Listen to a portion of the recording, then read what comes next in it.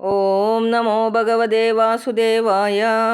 പിത്രാദിഷ്ടാ പ്രജാ സർഗേ തപസേർണവമാവിശൻ ദശവർഷസഹസ്രാണി തപസാർച്ചസ്തപഃപദിം യദുക്തം പതിദൃഷ്ടേന ഗിരിശേന പ്രസീദത തധ്യായന്തോ ജപന്തശ്ച പൂജയന്തശ്ച സംയതാഃ.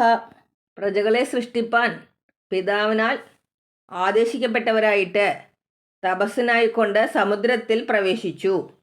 പ്രസന്നനും മാർഗത്തിൽ കാണപ്പെട്ടവനുമായ പരമശിവനാൽ എപ്രകാരം ഉപദേശിക്കപ്പെട്ടുവോ അതിനെ ധ്യാനിച്ചും ജപിച്ചും പൂജിച്ചും ഇന്ദ്രിയങ്ങളെ അടക്കിയവരായിട്ട് 10,000 വത്സരം തപസ്സുകൊണ്ട് തപസ്സിൻ്റെ ഫലദാതാവായ ഹരിയെ പൂജിച്ചു. താതനാൽ പ്രജാ സൃഷ്ടിക്കാതിഷ്ഠരായോരവർ സാദരം തപസ്സിനായി സമുദ്രം പൂകിയിടിനാർ. വഴിയിൽ വെച്ചുമേശൻ തുഷ്ടനായി ചെന്നു ചൊന്ന വഴിയിൽ ധ്യാനം ചെയ്തും ജപിച്ചും ആരാധിച്ചും സംയതേന്ദ്രിയന്മാരായ യുധം സംവത്സരമായവർ തപോനാഥൻ ഹരിയെ പൂജിച്ചിതു. വിദുര ഉവാച പ്രചേതസാം ഗിരിത്രേണ യദാസീത് പതിസംഗമഃ യദ്വാപ്യാഹ ഹരപ്രീതഃ തന്നോ ബ്രഹ്മൻ വിദാർത്തവത്.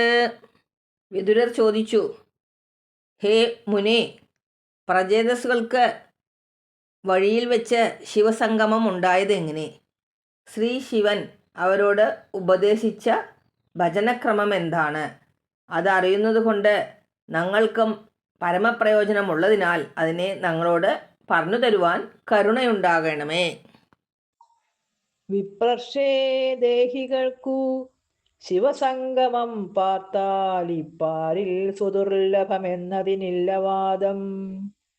തൽപ്രാപ്തിക്കായി മുനിനിവഹം വൈരാഗ്യമാർന്നെപ്പോഴും ധ്യാനം ചെയ്തുകൊണ്ടിരിക്കുന്നുവല്ലോ.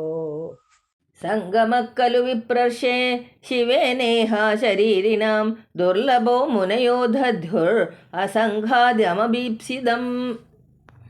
ഹേ ബ്രഹ്മണർഷേ, ശരീരികൾക്ക് ശിവനോട് ചേർച്ച ഈ ലോകത്തിൽ ദുർലഭമല്ലേ? പ്രാപിക്കാൻ ആഗ്രഹിക്കുന്ന യാതൊരുവിനെ മുനികൾ വൈരാഗ്യത്തോടുകൂടെ ധ്യാനിച്ചു. വിപ്രർഷേ ദേഹികൾക്കു ശിവസംഗമം പാർത്താൽ ഇപ്പാരിൽ സുദുർലഭമെന്നതിനില്ല വാദം. തൽപ്രാപ്തിക്കായി മുനിനിവഹം വൈരാഗ്യമാർന്നെപ്പോഴും ധ്യാനം ചെയ്തുകൊണ്ടിരിക്കുന്നുവല്ലോ. ആത്മാരാമോപി യസ്ത്വസ്യ ലോകകൽപസ്യ രാധസേ ശക്ത്യാ യുക്തോ വിചരതി ഘോരയാ ഭഗവാൻ ഭവഃ. ആത്മാവിൽ രമിക്കുന്നവനാണെങ്കിലും ഭയങ്കര ശക്തിയോടുകൂടി യുക്തനായ ഭഗവാൻ ശിവൻ ഈ ലോകത്തിൻ്റെ സിദ്ധിക്കായിക്കൊണ്ട് സഞ്ചരിക്കുന്നു. ആ ഭഗവാൻ പ്രചേതസ്സുകളെ അനുഗ്രഹിച്ച കാര്യങ്ങൾ ഞങ്ങളോട് വിസ്തരിച്ചു പറയണം. സ്തുത്യനായ ആത്മാരാമനെങ്കിലും സംഹാരത്തിന് അത്യന്ത ഘോരശക്തൻ ഭഗവാൻ ഭവാനെങ്ങും ഭക്തലോകാഭിലാഷം സാധിപ്പിക്കുവാൻ ജഗത്തൊക്കവേ സാധാരണ സഞ്ചരിച്ചിടുന്നിതു. മൈത്രേയ ഉവാച പ്രചേതസ പിതൃവാക്യം ശിരസാധായ സാധവഃ ദിശം പ്രതീജിം പ്രേയുസ്തപസ്യാധൃതചേതസഃ. സാധുക്കളായ പ്രചേതസ്സുകൾ പിതാവിൻ്റെ വാക്യത്തെ ശിരസാവഹിച്ചുകൊണ്ട് തപസ്സിൽ ആദരവുള്ള മനസ്സോടുകൂടിയവരായിട്ട് പടിഞ്ഞാറു ദിക്കിലേക്ക് പ്രയാണം ചെയ്തു.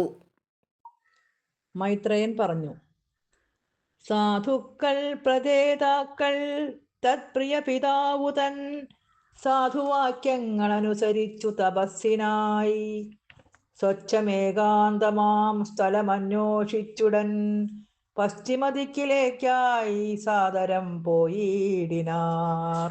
സമുദ്രമുപവിസ്തീർണം അപശ്യൻ സുമഹസ്സരഃ മഹന്മന ഇവ സ്വച്ഛം പ്രസന്നസലിലാശയം നീലരക്തോൽഫലാംഭോജ കൽഹാരേന്ദീവരാഗരം ഹംസസാരസചക്രാഹ്വ കാരണ്ഡവനിഗൂചിതം മത്തഭ്രമരസൗസര്യ ഹൃഷ്ടരോമാലതാംഗ്രിഭം പത്മകോശരജോദിക്ഷു വിക്ഷിപ്ത പവനോത്സവം. പടിഞ്ഞാറേ ദിശയിലേക്ക് സഞ്ചരിക്കുന്ന പ്രജേതസ്സുകൾ ഒരു ദിക്കിലെത്തിയപ്പോൾ അതിമഹത്തായ ഒരു തടാകം കണ്ടു. അത് ഏകദേശം ഒരു സമുദ്രത്തിൻ്റേതുപോലെ അത്ര വലുതായിരുന്നു. ഭഗവത് ഭക്തന്മാരായ മഹാജനങ്ങളുടെ മനസ്സുപോലെ നിർമ്മല ജലത്തോടു കൂടിയതും ആനന്ദം നിറഞ്ഞവരെന്ന പോലെ പ്രസന്നങ്ങളായിരിക്കുന്ന മത്സ്യാദി ജന്തുക്കളോട് കൂടിയതുമായിരുന്നു. നീലരക്തവർണ്ണമുള്ള ഉൽഫലങ്ങളും താമരപ്പൂക്കളും കൽഹാര കുസുമങ്ങളും നീലത്താമരകളും നിറഞ്ഞു നിൽക്കുന്നുണ്ട്. ഹംസങ്ങൾ, കുളക്കോഴികൾ, ചക്രവാകങ്ങൾ, എരണ്ടകൾ എന്നീ പക്ഷിവർഗങ്ങൾ ഇടവിടാതെ ശബ്ദിച്ചുകൊണ്ടിരിക്കുന്നു.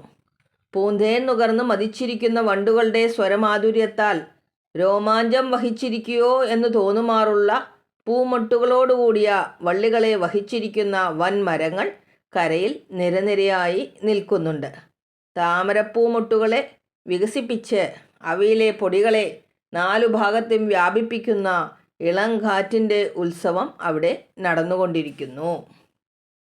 ഏതാണ്ടു സമുദ്രം പോൽ വിസ്തൃതമായും മഹച്ഛേദോ നിർമ്മലമായും തുഷ്ടമത്സ്യാദി ചേർന്നും നീലരക്തോൽപലാബ്ജ കൽഹാരേന്ദീവരങ്ങൾ കാലയമായും ഹംസം സാരസം കാരണ്ഡവം ചക്രവാകവും സദാ ശബ്ദിച്ചു പൂന്തേനുണ്ടും മേൽക്കുമേൽ ചലിച്ചിടും ഭൃങ്കാളി തൻ സ്വനത്താൽ രോമാഞ്ചം പൂണ്ടപോൽ പൂമൊട്ടണിലതാവൃതമാമരസ്തോമം കരയ്ക്കെങ്ങുമേ തിങ്ങി നിന്നും